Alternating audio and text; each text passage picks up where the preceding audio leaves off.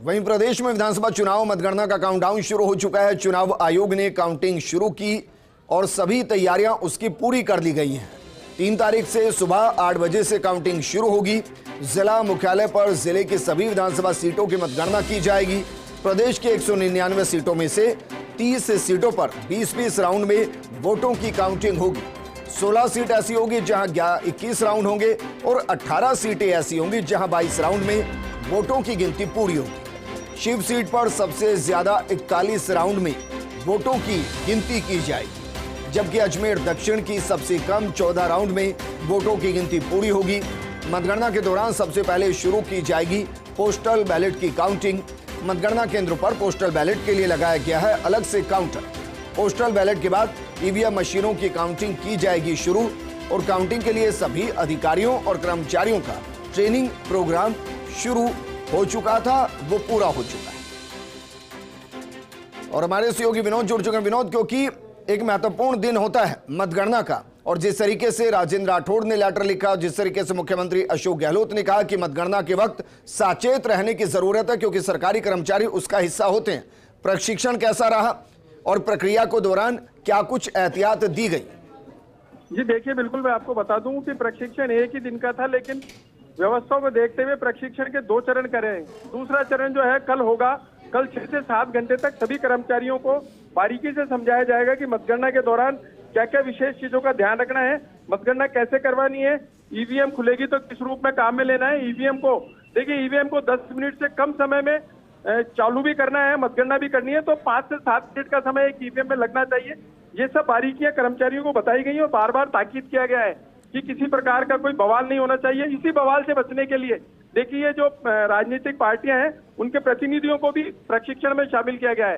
और कल जो प्रशिक्षण होगा 6 से 7 घंटे, उसमें भी राजनीतिक प्रतिनिधि, जो राजनीतिक दलों के प्रतिनिधि हैं, वो सब शामिल रहेंगे ताकि मतगणना के दौरान किसी प्रकार का बवाल नहीं हो। इन सब चीजों का ध्यान रखा जा रहा है। और आपने बिल्कुल सही कहा है कि देखिए, जिस तरीके से राजेंद्र राठौड़ ने कहा है कि सरकारी कर्मचारियों को मतगणना में नहीं लगाएं, उधर कई तरह की बातें सामने आ रही है। इन सब चीजों से बचने के लिए ही बार बार प्रशिक्षण दिया जा रहा है, तय किया जा रहा है कि सुनिश्चित किया जा रहा है कि आपको सारी बातें समझ में आ गई हैं या नहीं। जयपुर में 2000 से ज्यादा कर्मचारियों को प्रशिक्षण का पहला चरण पूरा करा है, कल दूसरा चरण है और कल बारीकी से समझाया जाएगा कि आपको कैसे काम करना है। और देखिए, ठीक है विनोद जी, 2 सवाल। पहला सवाल तो है कि आपने कहा कि भाई 10 मिनट के अंदर ईवीएम को ऑन करना है, काउंटिंग शुरू करनी है। अगर ऐसा नहीं होता तो क्या होगा, पहला सवाल। दूसरा सवाल ये कि क्या वाकई में रिफ्लेक्शन जो अमूमन होता है कि भाई इतनी काउंटिंग हो चुकी है, ये हर घंटे के हिसाब से आएगी या उसके लिए कोई और व्यवस्था की गई? जी बिल्कुल, पहले सवाल का जवाब तो यह है। देखिए, अधिकतम 10 मिनट का समय है, 5 मिनट से 7 मिनट भी लग सकता है। तो उन्होंने उन सारी शक सुबहों को देखते हुए अधिकतम 10 मिनट का समय दिया है। माना तो ये जा रहा है कि 5 से 7 मिनट में एक ईवीएम से गणना हो जाएगी, कागजी कार्रवाई भी पूरी हो जाएगी। क्योंकि देखिए, कंप्यूटर में भी उसके इंद्राज करना है, जो नंबर आएंगे उन सबको, उन सारी प्रक्रिया को 5 से 7 मिनट करना है, लेकिन अधिकतम समय 10 मिनट तय किया गया है। जी बिल्कुल जी। और दूसरा सवाल यह कि व्यवस्था क्या रहेगी मीडिया के साथ आंकड़ों को साझा करने की? ये हर राउंड का परिणाम आएगा, हर राउंड के हिसाब से परिणाम आएगा। लाउड स्पीकर लगाए गए हैं। तमाम जो लवाजमा है, तमाम जो समर्थक हैं, वो कॉमर्स कॉलेज, राजस्थान कॉलेज के बाहर रहेंगे। तो दोनों कॉलेजों में देखिए 19 विधानसभा सीटों के परिणाम आने हैं। लाउड स्पीकर लगा दिए गए हैं बाहर की तरफ, तो हर राउंड का परिणाम आएगा। हर राउंड के परिणाम के हिसाब से उद्घोषणा की जाएगी, लाउड स्पीकर के बताया जाएगा, ताकि सबको सनद रह सके, ताकीद हो सके, पता चल सके कि कौन आगे चल रहा है, कौन पीछे चल रहा है। चरणबद्ध तरीके से यह क्रम आगे बढ़ेगा। और देखिए, किशनपोल विधानसभा सीट में सबसे कम प्रत्याशी, मतलब सबसे कम मतदाता है, तो माना जा रहा है कि दोपहर 1 बजे तक उसका परिणाम आ जाएगा। उसके राउंड भी कम है और जो टेबल लगाई गई है वो भी मात्र 9 है। तो 19 जो जिले हैं उनमें सबसे पहले किशनपोल विधानसभा का परिणाम आएगा और सबसे अंत में जोटवाड़ा का परिणाम आने की बात सामने आ रही है। क्योंकि देखिए, 26 राउंड होंगे जोटवाड़ा के।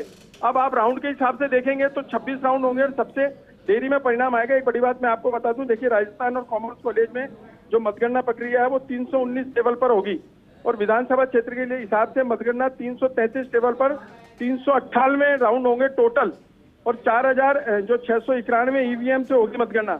ये सब डेटा है। और 96 टेबल पर डाक मतपत्र और ईटीपीवीएस की गणना की जाएगी। तो पहले देखिए, डाक मतपत्र खुलेंगे आधा घंटा, 8:30 बजे बाद ईवीएम खुलेगी और हर राउंड के हिसाब से रुझान आना शुरू हो जाएंगे।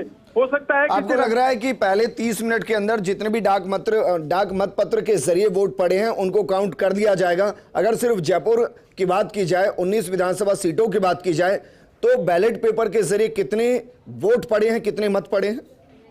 जी भी देखिए, करीब 4000 से ज्यादा मत बताए जा रहे हैं और 96 टेबल पर डाक मतपत्र बोले जाएंगे। तो 96 टेबल का मतलब है कि ज्यादा कर्मचारी चेक करेंगे तो काम जल्दी समझ जाएगा।